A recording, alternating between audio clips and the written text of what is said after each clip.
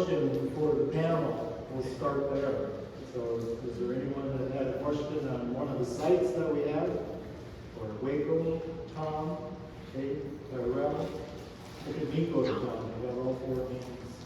Was that close? I hope that was their name. Question for him? I'll ask one. Yes. Get him Go started. ahead, Kevin. Okay, well, for all of y'all, what made you decide to choose the path that you decided on with, looking at either managing your animals to improve your forage or adding in cover crops or doing, no-till? Or I know why you bought sheep. You don't have to answer necessarily, but we know this. But you can Profitability.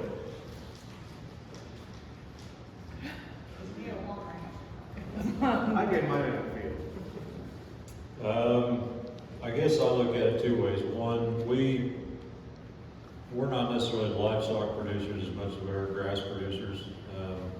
It's probably the biggest thing, just trying to manage what we've got better. The other side of it is, I would love to go out and be able to purchase more pasture, but it's hard. It's competitive, it's expensive, and so I think just trying to do better with what we've got has helped a lot. Whether it's crop fields or rangeland or tame pasture, it just takes so long. It's kind of like owning a house. It's always a work in progress, and so you're never really done.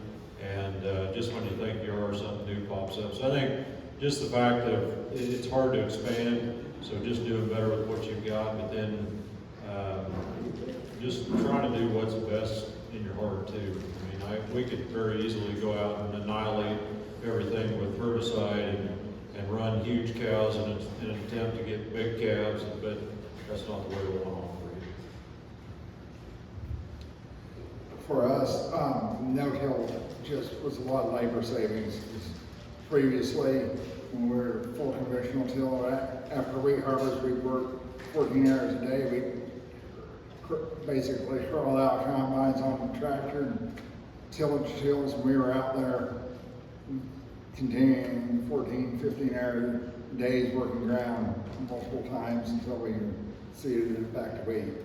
And now I'm looking back I look now on our no-till compared to neighbors, particularly probably the biggest one is soybeans. It seems like our soybeans are just greener and looking healthier longer in that, and able to take that August heat a lot better than the neighbors are, where they're kind of wilted and look like they're shutting down for the day. So I think we're on the right path, and I think including cover crops will give my livestock more opportunities and possibilities going forward. No, it shows good with my hands. Cover crop handled well.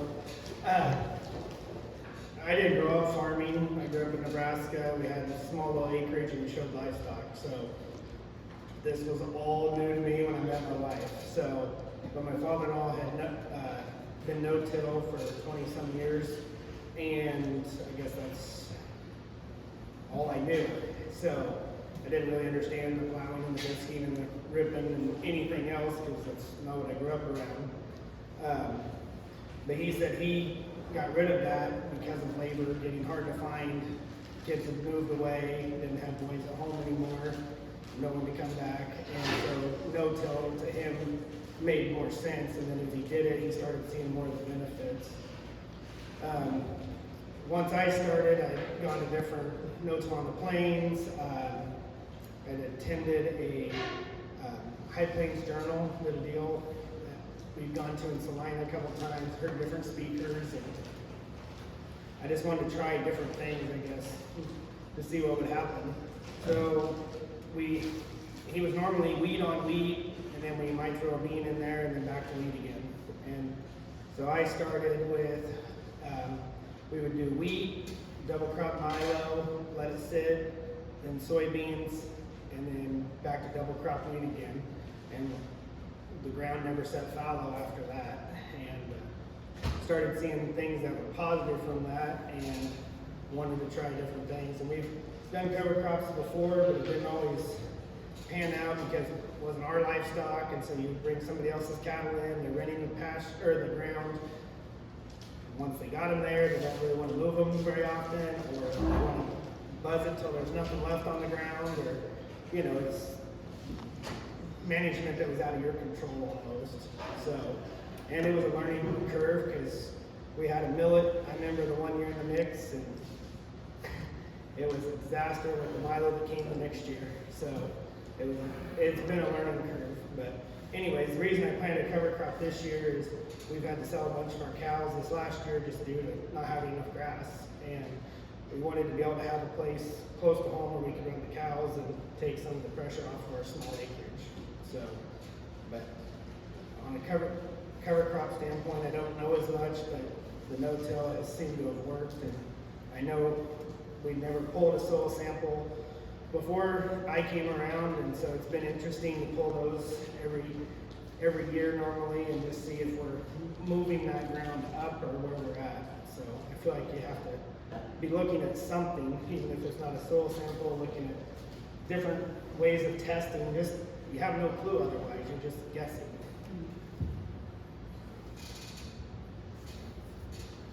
So if you want a longer answer than profitability, was because I don't see any other way for someone who didn't have a family farm opportunity to come back to. I didn't see any other way other than the likes of Joel Salton, what he's doing with high profit, low input, high return, like I said, Cade Brown, and then so my dad, when we had a cow herd growing up, my dad attended grazing school, so we grew up with kind of rotational grazing, so it wasn't foreign to me. So he's been taking Stock and Grass Farmer and Acres Magazine for 30, 40 years. And so the livestock managed grazing side of it was not foreign to me, but it was finding Cade Brown on YouTube and tying it all with the crop ground, tying it all together, and it was like, well, that just makes total sense. So to me, it's always just made sense. Another question for the group? Okay, so I have a question for you, gentlemen.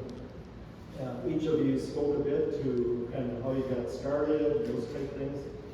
Let's take a little bit broader look now, and if you would, maybe talk a little bit about how we build community back.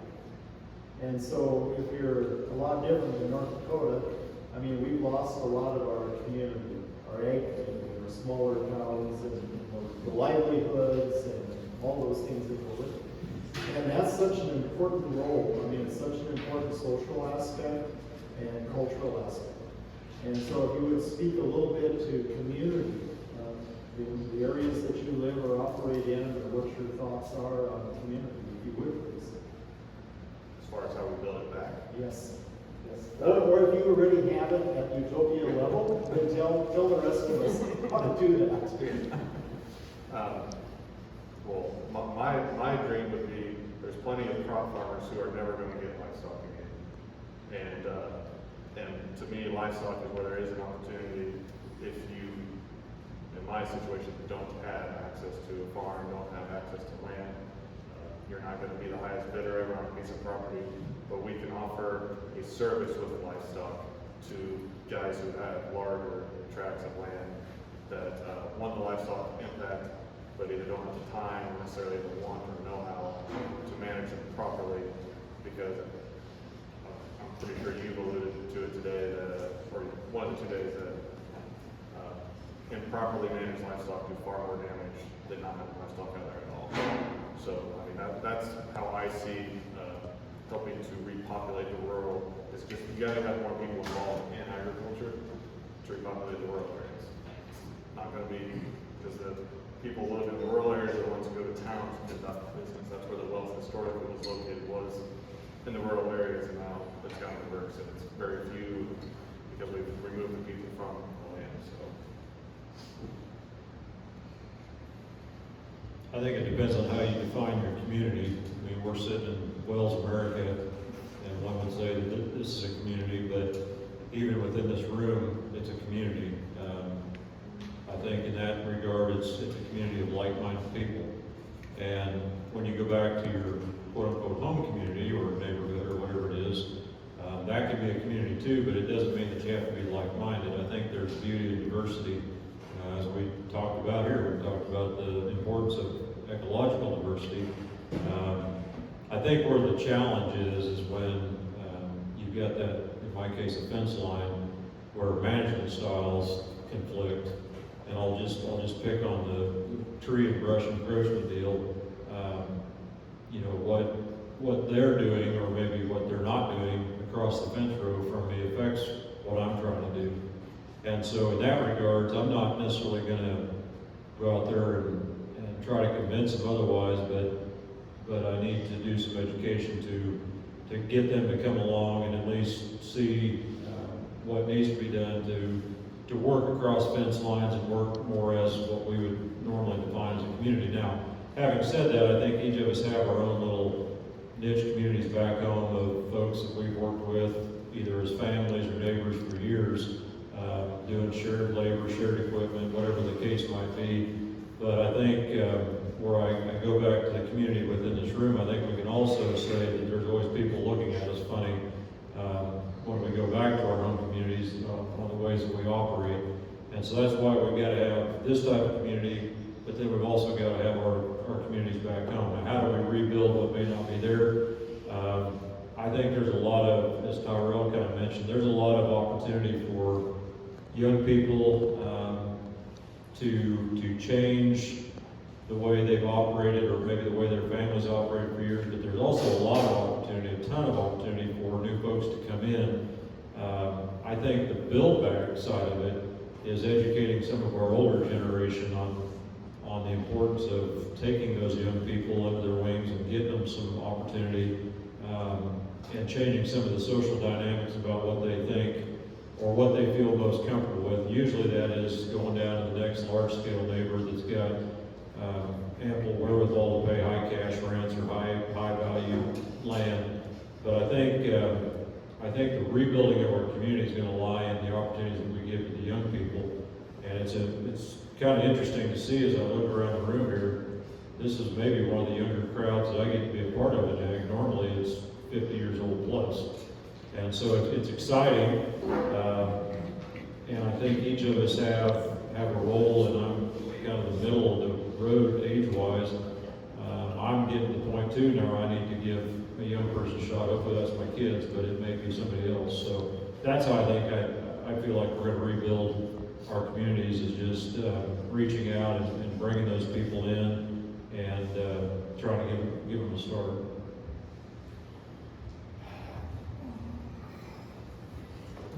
Yes, you're making this very hard to follow. No, as I think a lot of what Cade said, is community is very important here in bringing young people back. I think with a lot of the regenerative, we have some different opportunities for the younger people. They can possibly do a higher value crop that takes on 20 acres may generate $1 million of gross income, as opposed to thousands of acres gross that type of comparison, where there's some opportunities there for them to grow some very high value crops. Might be more labor intensive, produce, seasonal produce and things, but that's why bringing them back in and some real opportunities for them. I think there's a comment about the older generation. Now, a lot of times it's like, no, that no-till won't work, and they keep watching it go, well, yeah, they're making it work, but I'm not going to do it. But then it's to the point where the old farmers ready to retire and go, well, I may rent it to that guy because he seems to know what he's doing with his no-till. I think he might be on to something there. He's making it work. So there's the slow acceptance, even if they aren't going to do it, they may want their land no-tilled after saying 20 plus years. Now it's, I don't know what else to say. Poor Waco. And so the question was on communities. How do we rebuild community? I'll try to answer that. Before I do, I guess my community might be the people that I'm around, and maybe that's not even right here. Maybe that's where I grew up in Nebraska or wherever they're at. And they look to me now as a farmer, and ask questions. Sometimes they're frustrated about things they're seeing with farmers. And so it takes me back when I was younger. We showed pigs, and I went to it was a conference, like a leadership conference, and I remember there's people there from the industry, and there was people from another aspect, and they were complaining about that we had bred these pigs to have no fat and be super ripped and lean and all of this, and what was our number one selling cut of meat, and that was bacon. But we had bred that out of the hog where they were super lean and they didn't have bacon anymore. So were we, as show people, were we listening to what the consumer wanted, or were we listening to what we thought the ideal show pig looked like? And we felt like we needed to have more of a paradigm shift. And those people had come to the leadership conference to try to get us as breeders and showers and judges or other people to help make that shift. So I guess as I jump forward into farming, am I listening to what the consumers want? I own a spray rig, I farm, we have to use herbicides, but am I listening to what other people are wanting? Because at some point there will be a demand for us to make a change. Will we be ready to make that change? Are we trying to make that change? Or do we just say, oh, they're just from the city and they have no clue what it's like out here? Well, I think they have a lot of pull. And so I try to talk to them. I was at a wedding this weekend, and there's kids that I hadn't seen in a long time, and we were talking about farming and just trying to educate them on what we're trying to do. And it was amazing, just they had their thought of like what a farm was. We got these airplanes out there spraying fungicide on or insecticide, and or just spraying all the time and not understanding like what we're actually trying to do in the end. So I feel like that's part of my responsibility, is to educate my community, but also to be involved instead of just sitting at home being like, well, I think this is working for me and it's going good and it's great, but nobody else knows what we're trying to accomplish. So getting involved and being on a board, whether it's a co-op board or soil health view or attending different conferences or whatever, just be involved. And I think that's hard. It's so easy to pick up your phone or say an Xbox controller or something else and not be involved anymore. Okay, where we're going with this next one, Cade's a little bit psychic. He already kind of leaned into this one. The next question is in regards to succession planning. So you're all in the operation now, but you won't be forever, right? And so the succession thoughts that are in your mind, I heard Tyrel talk about a little bit in the field, but if you would each touch a little bit on what succession planning means to you, or what your thoughts are, or when should a person start succession planning? Looks like you're stuck with the... You get to go first. Yeah, this is something I gave a lot of thought to. I'm sixth generation. I turned 52 Saturday, and probably won't have any kids come back to the farm. So I've came to the conclusion it probably is going to end with me. The way I'm farming right now, it's still conventional. I call it conventional no-till, but I want to shift to doing more cover crops, more regenerative area, cut back acres, maybe find some younger people in the community to rent some land too, maybe even sell land too as time goes on. Some of the farmland. Tom, are you thinking in terms too then of like your legacy, if you will? Do what? Are you thinking in terms of like a legacy? A little bit. Kind of. We talk a lot about in agriculture. We talk a lot about legacy. Like, well, my legacy's kind of ending here, but I don't want to retire. But in 10 to 15 years, I want to maybe slow down, do things different. I take a little more of an I don't care attitude to what the neighbors are doing. You know, I may plant all the cover crops and go to Mexico for most of the winter and come back, spray it, plant, and go to Colorado most of the summer. That's a good plan. Make it simple, but still have a system, place where I'm maintaining and or improving soil health. I do enjoy cattle, so I probably wouldn't be gone quite that much, but I do want to travel quite a bit as I get older and have more time too. So I'm already looking forward and at least mentally making some plans or ideas anyways on what I may want to do. You asked the question, when should someone start? I don't think they can start too early. I don't know if fortunate's the right word, been fortunate or unfortunate, one of the ways, to see both ends of the spectrum on transition planning and succession, that I've seen the worst things happen, and I've seen things that were almost too easy. And what I mean by that is the folks that start early, that gives you ample time to at least get something in place. And it doesn't mean that it has to stay static. It's not chiseled in stone. A succession plan or an estate plan can be a living plan. It can change over time. It probably should. If someone, you know, like Tom puts some stuff down and gets things in order at 52, by the time he's 65, something's going to change. Whether it's his priorities or whatever the case might be, it's going to change. So I always, and I get the benefit of offering some consultation services, and so I've worked with families on this before, and you can't start too soon because it's a long, comprehensive process, especially depending on the scale of your operation and the size of the family. You know, there's some very complex farming operations out there that take an immense amount of planning, or there might be just a sole proprietorship that is just as easy as a transfer on deed or transfer on deed for the land and a will. That may be all they need.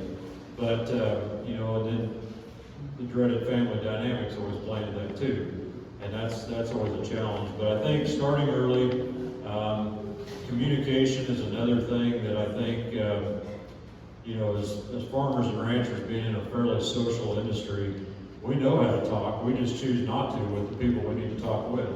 Or maybe the point is we choose not to talk about the things that we talk about. And I think that's probably the most critical role in succession is clear communication of, you talked about goals, clear communication about wants and needs, clear communication about management and sharing those duties, having kind of an open door, open book policy with the next generation if those folks have been identified. Because the last thing you want to do is hide secrets or hide something in terms of, you know, the financials of the operation or whatever the case might be. So your question about when should they should start as early as possible. Get something in place, whether it just be a will or whatever the most simplest thing you can do, and then go from there. But at least cover yourself early and just start having those communications, those family discussions. Tom mentioned trying to find maybe a non-heir successor. And it's funny that people like Tyrel or others that, you know, kind of got started without that family legacy or that foot in the door, they forget that people are watching. And people are always watching. That can be a good thing or that can be a bad thing, but people are always watching.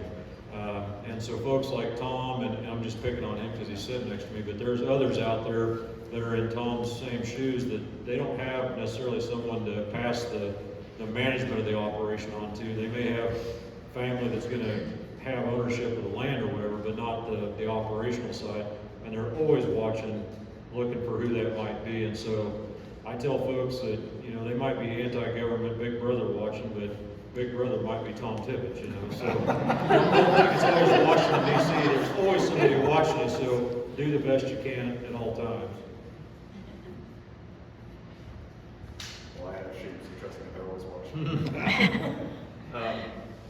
So, I want to say by no means have I really don't have anything to give a succession to you. So I'm still in the building phase. I'm still in the trying to figure out the direction that I want to go, trying to figure out how to do half of this stuff. I mean, but I didn't have the opportunity to farm. Like, it just wasn't an option to step into an operation. And so I don't necessarily think of a succession. I think of as motivation. For one, like I said, I want to farm full time. That's one of my goals. So when I've had a long day at work, it's 105 degrees out, and I got to go to the fence. It's a process, and I want to give my kids a chance to do it if they want. And so that's, I mean, right now, that's about all I have for succession. But it's a motivating factor for myself. It's just giving my kids a chance if they want, whether it's 1, 2, or 3, all of them. I'm looking forward to the day where they can be doing fence and I can be on a cruise to Alaska. So, but I mean, the one especially, he enjoys it. He loves going out. He'd go out with me every single day. So, I mean, I guess you could call that succession because he enjoys it. I don't always want to take him because it takes a little bit longer and it's not quiet. And moving sheep is my quiet time, but that's okay. It's just, like I said, I'm not to the point, I don't have land, everything we do is cash rent, so I don't lose it tomorrow and I gotta figure out something else. So the sheep are my succession right now, and it's just figuring out a way to keep it going and build it to where it's economically viable, and if they want it, they can have the opportunity, or we can add chickens to it, or we can add those dreaded bovines to it, or whatever they want to do. So yeah, I'm very interested in this. Just not now, so. I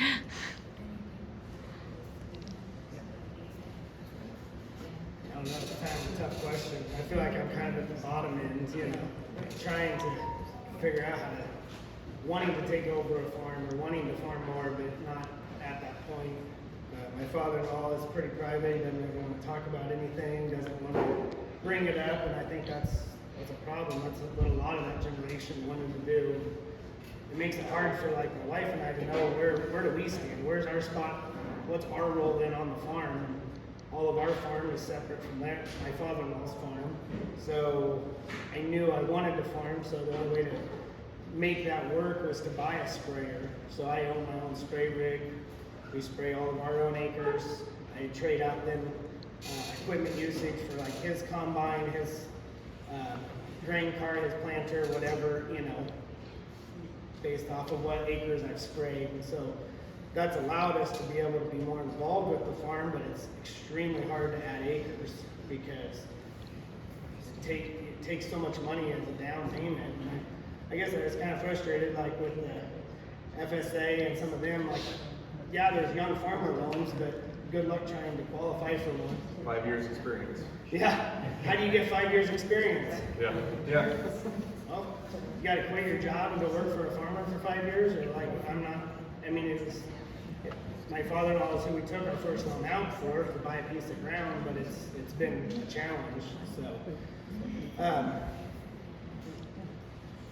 guess I'm not sure where I was going, but I want to be able to have something for my kids to have down the road, and I want to be able to talk to them more and explain, here's my plan, and it doesn't mean that at 65 I have to step away and say, well, here you go guys, it's all yours, or whatever, but I can involve them in decision making, involve them in what we're trying to do, the direction we're trying to move the farm, because sometimes that's hard with my father-in-law.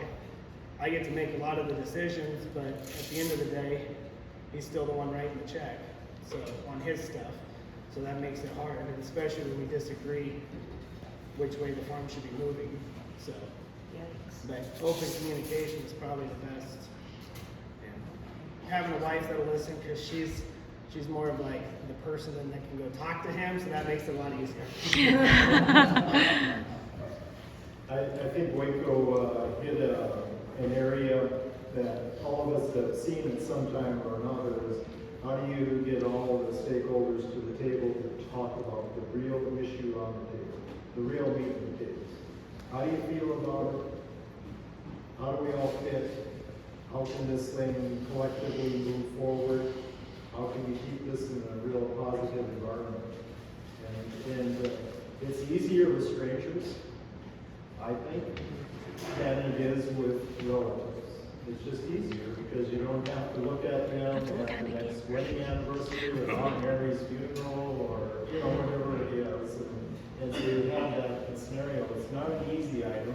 We've been, recently, in the last year or two, we sponsored a couple of succession planning workshops. So you bring in the attorney and the CPA and the estate planner and people that are involved, that are willing to talk about it. And they'll tell you to a person that's it's a challenge, but it's the right thing to do. And your best shot is when it's all transparent in front of everybody sitting down and they all get to hear the same story. But I know it's a loaded question, but I appreciate all four of you speaking to it. I think one of the worst things that anybody can do is not have something planned out for their next generation. As I said, I've seen the best and the worst, and I don't have to go far to look at that. My folks made it extremely easy. They had thought about it for a long time and got everything put in place. My wife's family, however, and again, just pointing at the wife, their family deal, it was a total nightmare. They had a family trust for their extended family that involved land, and at the time, the grandparents thought they were doing the right thing by doing an irrevocable trust. Well, when it was all said and done, come today, there's like 10 stakeholders in that deal now that they're gonna have to split that thing up amongst. To compound that, my wife lost both of her parents, one in 14 and one in 17, and they had no plan. So then it left it on her and her brother, and things happened, and we got it worked out. But that's why I say just even some of the simplest things that you can do, I really recommend that you do it sooner than later, because that can help stave off even the most major disaster, even if you have some of the simplest things in place. And that, like I said, can even be a will. But if you have absolutely nothing, not only are you doing yourself an injustice, you're doing your heirs and the next generation a massive injustice, because things can really fall apart. We've all seen this. We've all seen this happen in the ag community. So succession planning, appreciate you all speaking to it. It's not an easy topic, and it starts at, as you said, never starts too early, but it's a thinking process that keeps everybody connected and united, and still got to keep the family together. So our goal is to have that. So I got a question for now specifically for Waco and Tyrel. So something that I'm of interest in, and I usually ask this question because I spent 40-some years associated with the soil district, and I love their function and what they're able to do. How did you gentlemen get on this board? How did that happen? Because you should be 75, maybe 80. I agree. You know, I don't get it. You guys look kind of young. And what's going on? Because not saying they have to be elderly, but it's more common. And so we need people. It's like succession planning for soil districts. Right? We're bringing in younger people behind us as we have an older crowd that's leading. So tell us a little bit about how you got started with the soil district. So Waco touched on a little bit earlier about public education, I guess, or educating the non-farming community. Well, I have a Facebook page, I have a YouTube channel because I believe in sharing what I'm doing and sharing the soil health because I'm passionate about soil health and I want more people to start doing it, damn it. And our old extension agent, our old district manager, we were friends on Facebook, and she just asked me if I wanted to because she knew I was interested, and basically got asked within the first month or so if I wanted to help organize a field day, and we had our first field day last year, and took it from there. And I would say that's the only reason why is because I like to post, I like to share. get ideas, exchange information, exchange ideas, and exchange knowledge. So I think that's all I can really say on it. It's not because I'm a huge producer or anything, or a huge member of the community, it's just that I'm willing to share.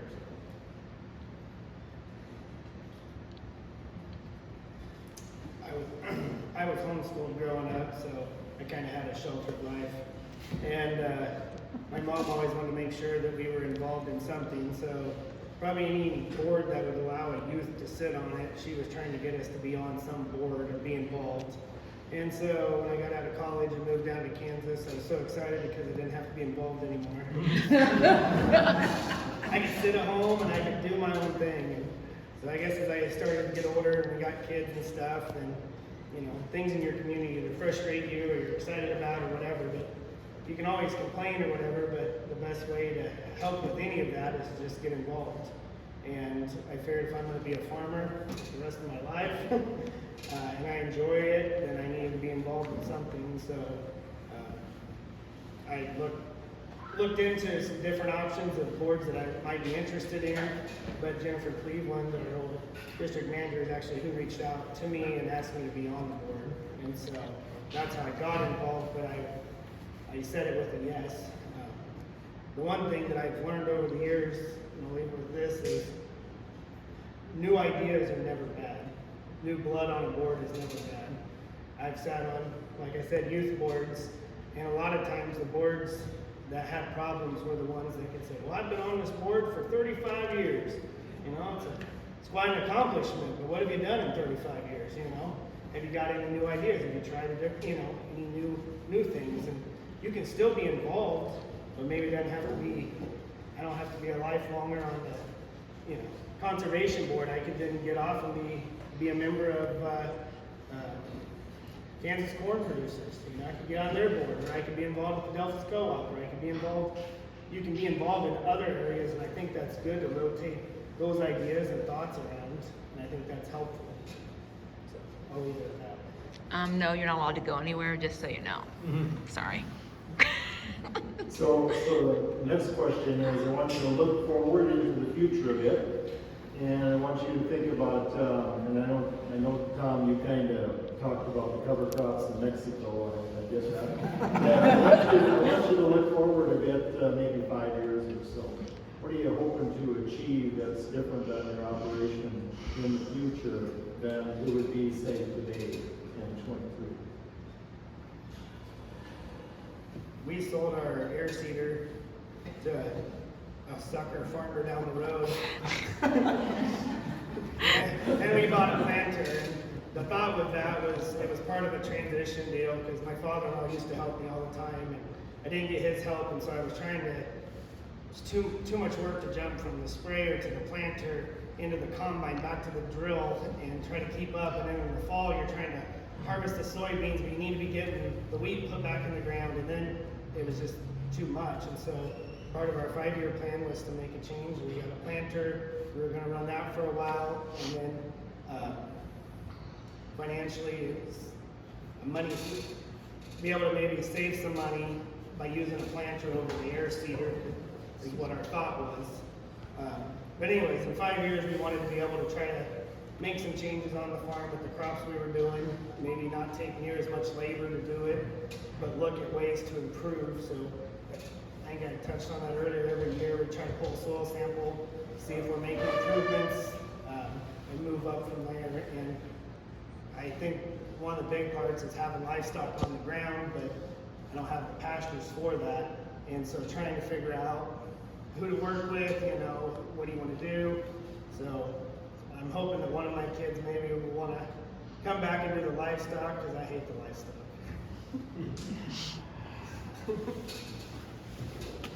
In addition to Mexico. No, in addition to Mexico. 5 Yeah, years. in addition to Mexico. Mexico's 10 to 15 years. Okay. But, yeah, I think I plan on incorporating more cover crops. Seems like our herbicide bills just keeps getting bigger, and maybe incorporate some non-GMO corn and soybeans.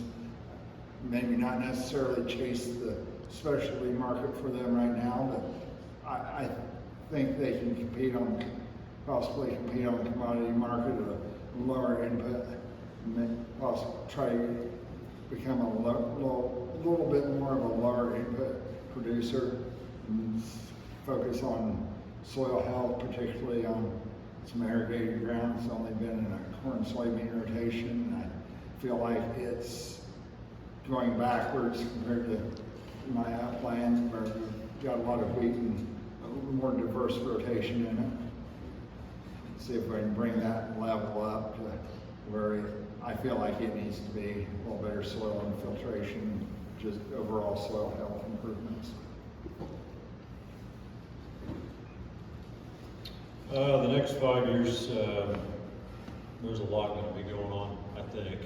One, I've got a son that'll be graduating high school about that time, and so we're going to have to kind of figure out where it is that he's wanting to go. I mean, being 14 now, he's kind of got an idea, but who can trust a 14-year-old? I fully anticipate that changing, but then not too long after him, he's going to have a brother to fall on him. So family-wise, there'll be some big decisions made probably at the end of that 5 years. Leading up to that point, operationally, I think we'll just continue to work towards building out the infrastructure that we've kind of been wanting to do, more stable water sources, probably getting some more fencing put in place.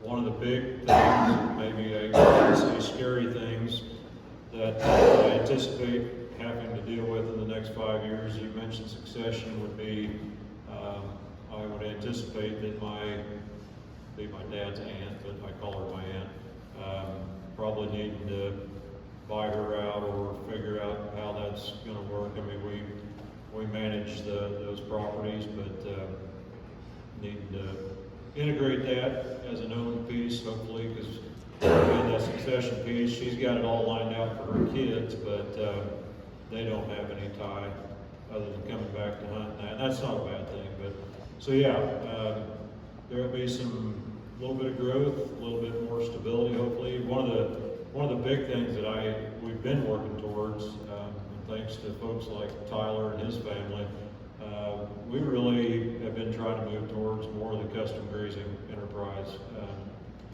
We've owned livestock, as I think I told you earlier. My family started out as dairymen, added hogs, added beef cattle. You know, with the risk nowadays, I don't know that I want to deal with that a whole lot more, the risk of ownership. I think we'll always have some, but we like managing the land more than we do the livestock. And I don't hate cows, or any livestock for that matter, but there's just a quality of life to not having those added stressors, and working with good people like Tyler's family. We really, really enjoy the custom grazing side, and they've got very similar mentality about how to operate. And so, you know, if we can either grow with them or find others to help fill in, I have no problem giving up ownership of the livestock and moving more towards that. In fact, another community that I run in is a group of custom grazers, and we share a lot of information back and forth, and I really feel like that's our end goal is to be in that ball game rather than having a core cow herd. So lots of changes planned. We'll see what all happens. So 6 years ago, I had a 5-year goal of farming full-time by the time I was 30. I'm 31 now, so I missed that one. So I'm not going to say be farming full-time in 5 years, but be closer and have a piece of our own that we own that I can put into a perennial pasture. Because I really think I don't like having to run a tractor, I don't like having to buy seed, I don't like having to worry about controlling weeds. I'd rather just either let it come back naturally to perennial or put it in a perennial and run more sheep. But my plans change week by week, it seems. I know we talked mentioned the mung beans, that was about the 5th time that changed ideas what we're going to do with that piece of ground. So, mean, that would be one thing that I'd try to do, is just get a piece of, have a piece of land. My oldest will be 11 by then, so he could probably start moving, helping me really move some fence by then, so save my back a little bit, but, yeah, would be, have something that is ours. Very good. Any last questions from the group? Anything you would like to ask them while we're still in front of them? Where's Adam? I'll ask it. Yes, right there. Go ahead. Not gonna be a popular question with this crowd, but, you know, we keep talking no-till is the way to go. But your conversation about secession, brought to mind, has anybody looked at the other side of the gate of no-till? You know, what no-till is allowed is large operations, the ability to get larger very easily. And also farmers that in the past may have retired, now they can hang on and run their farm no-till through their 70s, even into their 80s, which my thought is that makes it harder for the succession for young guys like you or you to get into it, where landowners are hanging on to it longer.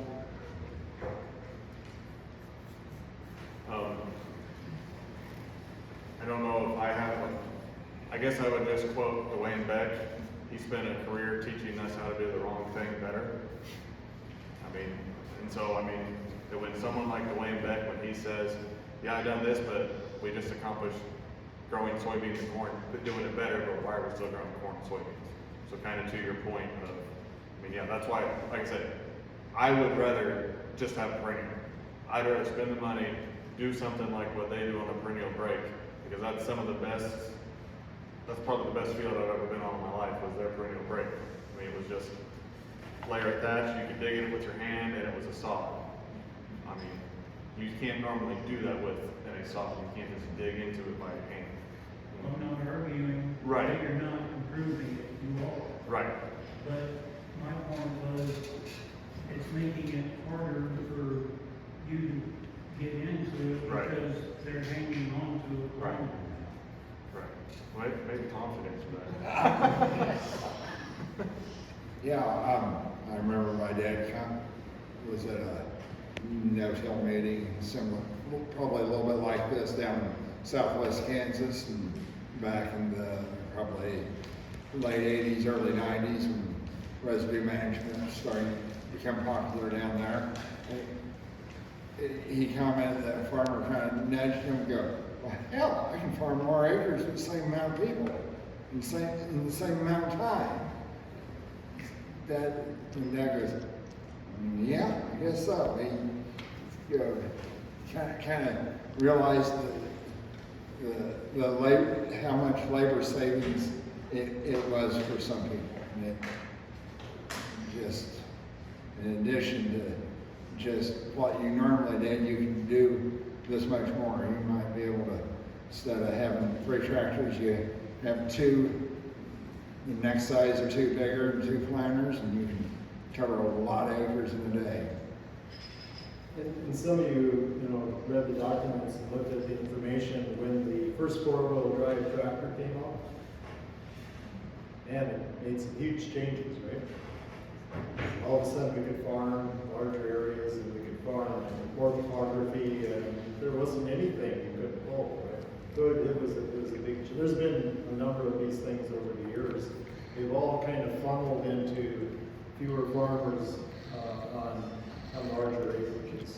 So it's been a trend that's been with us a long time. If we have another 80s situation, some of those guys that are farming 20 to 40,000 acres, there's going to be plenty of them that they're not going to be farming 20 to 40,000 acres at the end of it. I guarantee you. Starting now, really. Yeah, yes, yeah, it is. We're just, Yeah. I mean, it's, you can talk to Nick. He said when they first started farming down at Huggins, and he goes with BTO, big time operators, Yeah. he said there was 8. He said after 08, 07, there was 2 of them left. So you can only sustain that for so long. It might look good on paper, but their margins are paper thin. I mean, take it to the feedlot industry. I think that was in 2016, 2017, something like that, after 14. Our packer buyer told us Foots were losing like $2 million a month, is what they were losing. You do that long enough, guys like Foots, they're gonna go out of business, and the way that's the farming, they're gonna go out of business because you can't sustain it. We're gonna, Inputs going. yes, that yeah, way. with inputs where these guys Prices who are secure, they're gonna keep on being able to do it. But these guys are just growing. There's no way they can do it. I mean, they have to rely on immigrant labor because not everyone wants to work sun up to sundown. I mean, you can't hire 20 people in a community of 1,000 that want to do that. So there's no way it's sustainable. I mean, there's just no way. But I absolutely understand what you're saying, and I've heard that exact sentiment before. That no-till just allows bigger to get bigger. And maybe it's kind of shut the gate Right. for this young guys like you wanting to get in. It just makes it that much harder. Right. I don't think crop insurance has helped it along anyway, at all, either. I mean, that's propping up a lot of the big, Yeah. I think it's made it, I think it's probably made it harder, but to me, it's still not impossible. And I think you ask an unpopular question, I'll give an unpopular answer. I think we confuse, call it the American dream or whatever, we confuse ownership with involvement. And what I mean by that is, oftentimes we talk about, well, we want to own something, or we wanted this and that. There is nothing wrong, or there's nothing subpar about leasing. And in fact, that's sometimes your prime opportunity to ownership, because you can get your foot in the door and prove yourself. There's also nothing wrong with going and working for somebody else.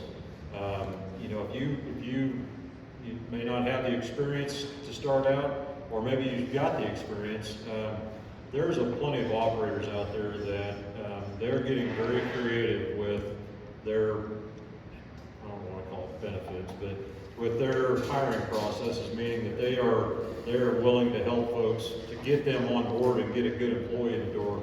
They're willing to let them run some of their cows with their operation. They're letting them farm some of their acres with their equipment or whatever. So and I don't know why we've discounted that, well, I don't want to go work for somebody else and make them rich. If you want to get involved, sometimes you got to sacrifice. And I know sometimes we have to sacrifice too long, I get that. But to your point, I think some people need to realize that you can't jump right into ownership, and you can't jump right into this type of stuff, because the fact of the matter is it's a monumental challenge to get going in ag nowadays. And for those that have on their own, pretty much, I mean, kudos to them, because it's tremendously tough. And so, but yeah, I mean, some of these operations are getting larger, but that doesn't totally close the door. It just kind of latches the first latch, I guess. And I think that's a bit of a recurring theme. We've seen something similar where a younger individual joins the operation, and either through some incentive on the livestock end or the cropping end, they have this incentive. They're part of the process. And so that's just smart work, I think. So it's a way in. Another question? This doesn't answer your question, but coming in from the outside, it's the thing that's frustrating to me is I see a huge push towards no-till, but the part that always gets left out is how do most guys no-till? With chemicals, right? So they're constantly out there, and are they timely with their applications? There's more Dermoxin being sprayed now than there's ever been that I remember. And it's frustrating to me because I feel like as some of us in this room are trying to do what's right, or we're trying to be timely, or we're trying to get things done, I got the guy across the field that says, well, it's cheaper this year for me to just let the weeds go. And then once I'm tired of looking at them, then I'll go in and I'll spray Dermoxin because that was the cheapest route. And then, I understand the thought, but it's frustrating because there could have been something planted out there, or maybe we seem like this year the things had lined up right. Planters could be moving a little quicker this year. The soil temps had moved up, and there was people that still hadn't got to their crops yet, you know. And it's like, well, we gotta get the cows to the pasture, we gotta get all these other things done, you know. And May 1st hasn't rolled around, so I still got time, you know. Maybe we're not always being timely with everything that we're doing. We noticed the reduction in chemical and all that just by being more timely, paying attention. What's the ground saying? What's the crop showing? But I think no-till is giving some of these people an easy route to be bad farmers in a sense, and then they have the insurance to fall back on. That's why I laughed about it earlier, because if it doesn't work out, I got this bill coverage. So I don't know. That's just my frustration of what I'm seeing. So I own a spray rig, so I get enough flack. So.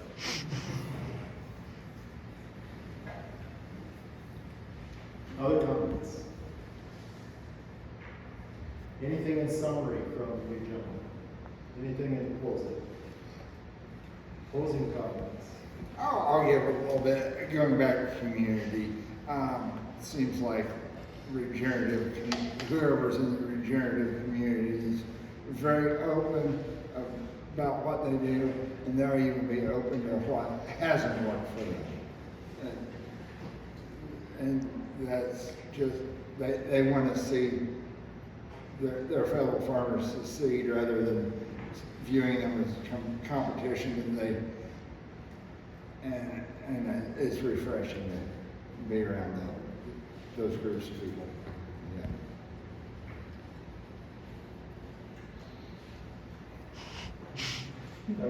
Cade, Waco? I gotta close it out, so it's up to you. For no more questions. Waco, you're the highest level thinker here.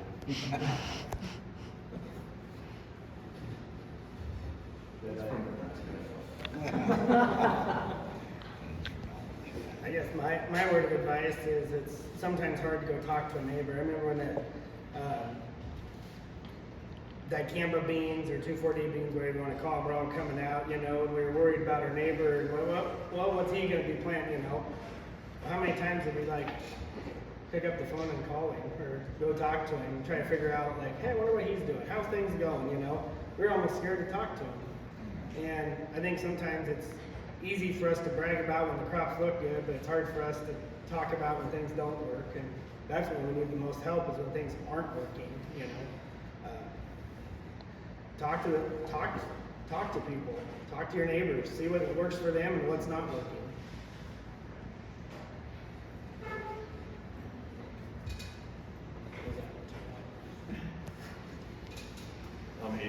He mentioned communication. There is a plethora of information out there for pretty much any kind of question you have. Whether it be social media, on Facebook, Twitter, for whatever reason, is agriculture haven. I don't know. It gets pretty interesting sometimes. But on Facebook, you got Kansas and Nebraska Soil Stewardship. Is that the group? Everything cover crops. There's regenerative grazing groups. There's grass-fed beef groups. There's grass-fed lamb groups. There's all sorts of groups out there. We got Soil Health U just down the road from us. There's No-Till on the Plains, which is just an hour, 20-minute drive from here. I mean, well worth the trip. You will make lifelong friends if you want to put yourself out there and communicate. Minokan Farms website, they are more than willing to shoot you back an email if you have questions. South Dakota Soil Health Coalition, Green Cover Seed. I mean, there's just a plethora of information. It is out there. NRCS, reach out to them, and if they don't necessarily have an answer, maybe they will know who to send you to that's outside of NRCS. Like Waco said, talking to your neighbors. Josh Lloyd, he isn't here today, but I had to drive all the way down to Huntington. We met at a field day. He's 20 miles up the road. But I finally met him down there. We're very fortunate in this county to have the likes of Cade, Tom, Waco. Waco, he asked me, do you want a cover crop field for the field day back in April? I said, sure. I didn't ask him to. He wanted to. to do it, to be a part of the field day. So I absolutely commend him for doing that. Tom, he wasn't the other Tom was not here today, but he's been more than willing to. He had the cover crop plot on his field last year. You know, he foregone doing a double crop milo and getting that cash flow from it. So there are people willing to do stuff, trying to learn. It's just how far they're willing to go. And that's one thing with, you get people like this, like myself, like the board members of Kansas Soil Health Alliance, they're willing to go all the way and have a total failure on a piece of ground and not call it a failure but a learning opportunity. You've seen the pigweeds out in my field. That was a failure, but I'll turn it into sheep feed. So it's not, there's never a failure, it's a learning opportunity. They're not weeds, they're indicator species. So unless Jay has something else, a big thank you to him. No, I just want to thank you for the hospitality, and thanks for treating us so good. We appreciate that immensely. So it's always fun to come to some other part of the holler and take a look at what those folks are doing, because that really helps us, and we take those things back, and we try to implement them as well. So appreciate the opportunity. And on the slate, the two soil aggregate samples from the most diversity, so the rangeland and the cover crop combination, those are the two with the most diversity. They also are the most stable. So if you get a chance, take a look at them. They express themselves now. So thank you again. Thanks, Tyrel. I noticed